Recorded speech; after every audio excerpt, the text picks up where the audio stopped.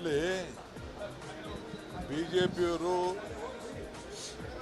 ತನ್ನ ಅಸ್ತಿತ್ವವನ್ನು ಕಳ್ಕೊಳ್ತಾ ಇದ್ದೀವಿ ಅಂಥೇಳಿ ಬಿಜೆಪಿಯವರು JDS ಅವ್ರಿಗೆ ಎಲ್ಲ ಸತ್ಯ ಗೊತ್ತಿದ್ರು ಕೂಡ ಇದೊಂದು ದೊಡ್ಡ ಡ್ರಾಮಾ ಮಾಡ್ತಾ ಇದ್ದಾರೆ.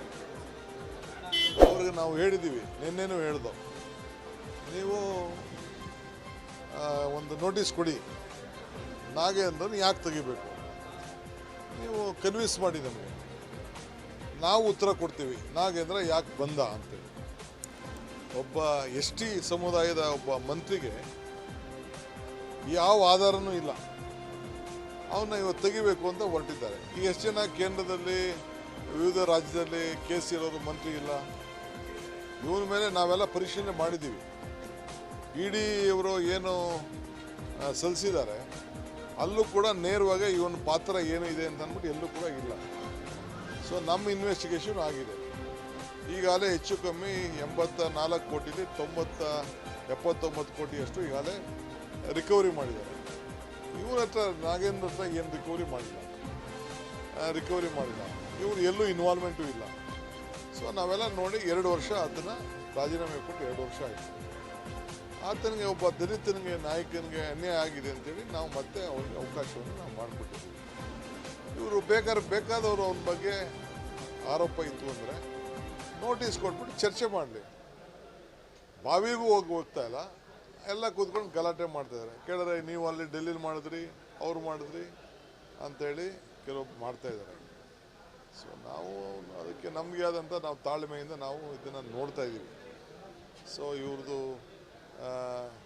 ಏನೋ ಒಂದು ಅಸ್ತಿತ್ವ ಉಳಿಸ್ಕೊಳ್ಬೇಕು ಅಂತೇಳಿ ಈ ರೀತಿ ಅವರು ಪ್ರತಿಭಟನೆ ಮಾಡ್ತಾಯಿದ್ದಾರೆ, ಹೋರಾಟ ಮಾಡ್ತಾಯಿದ್ದಾರೆ. ಇಲ್ಲಿ ಅವ್ರು ಏನು ಬೇಕಾದ್ರೂ ಮಾಡಲಿ, ಬಟ್ ಅದು ಅವ್ರು ಮಾಡ್ತಾ ಇರೋದು ಅವ್ರಿಗೆ ಅದ್ರ ವೀಕ್ನೆಸ್ಸು ಗೊತ್ತಿದೆ.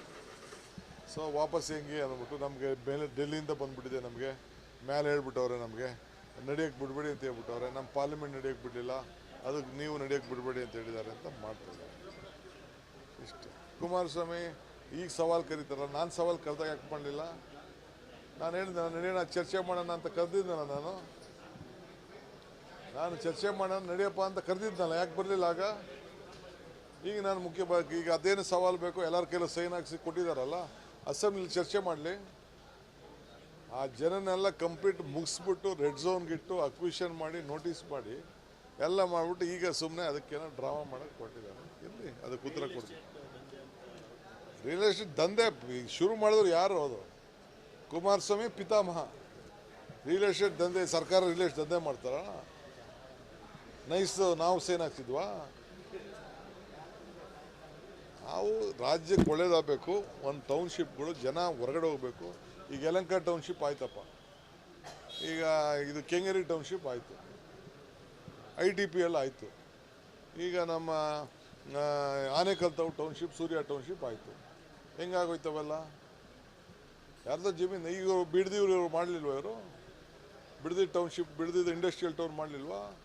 ಆರೋಳಿ ಇದನ್ನು ಇಂಡಸ್ಟ್ರಿಯಲ್ ಟೌನ್ಶಿಪ್ ಮಾಡಲಿಲ್ವ? ಇವರು ಜನಕ್ಕೆ ಅನುಕೂಲ ಆಗಬೇಕು, ಉದ್ಯೋಗ ಸಿಗಬೇಕು.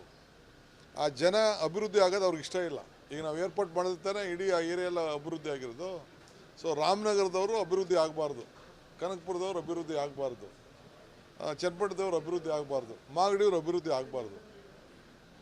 ಇವ್ರ ಮನೆಯಲ್ಲಿ ಉದ್ಯೋಗಕ್ಕೆ ಇರಬೇಕು ಎಲ್ಲರೂ. ಯಾರು? ಅದೇ ನಾನು ಹೇಳಿದ್ನಲ್ಲ, ಒಳ್ಳೆ ಕೆಲಸ ಮಾಡಿದ್ದಾರೆ ಅಂತ ಹೇಳಿದ್ನಲ್ಲ ಸದನದಲ್ಲಿ. ಅವ್ರು ಹೇಳಿದಾರಲ್ಲಪ್ಪ, ಅವರು ಸೂಚನೆ ಮಾಡಿದ್ದು ಬಿಡದಿ ಟೌನ್ಶಿಪ್ ಮಾಡಬೇಕು ಅಂತ ಅವ್ರ ಆಲೋಚನೆ ಸರಿಯಾಗಿತ್ತು ಅಂತ ನಾನು ಹೇಳಿದ್ದೀನಿ. ನಾನು ಸತ್ಯನೇ ಹೇಳಿದ್ದೀನಿ. ನಾನು ದೆಹಲಿಗೆ ನಾಳೆ ಹೋಗ್ತಾ ಇದ್ದೀನಿ, ಬೆಳಗ್ಗೆ